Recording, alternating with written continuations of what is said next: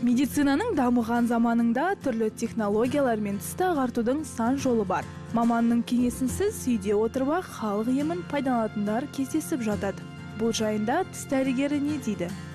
Тіс ағарту гельдерін қазір нарықта көп.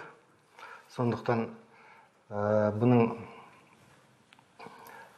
поликлиника жағдайында ағартатын врачтарға келіп, сосын үй жағдайында ағартатын бұның құрамында енді негізгі зат ол жаңағы пергидрол дейміз, пероксиводород дейміз, сол жаңағы врачқа келіп ағартатында концентрациясы көбіректе, үй жағдайында нететін концентрациясы аз да болады. Сондықтан үй жағдайында ол бірнеше этаппенен ақырындап ағарады. Ал поликлиникада жаңағы сол 1-2 сағаттың ішінде әжептәуір жақсы ағарту алуға болады.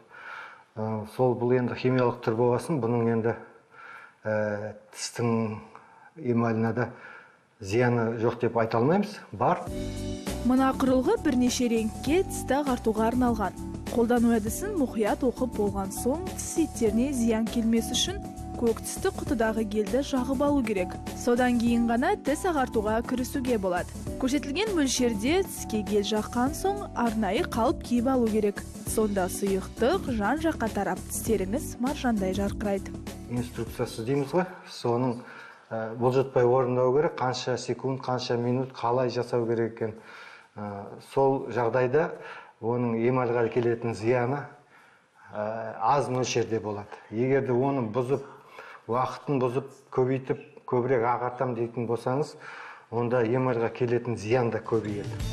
Мамандардың айтуынша тіс кофе, шай және басқа да газды сусындардың әсерінен сарғаяды. Сондықтан тамақтанғаннан кейін міндетті түрде ауызды шайған абзал.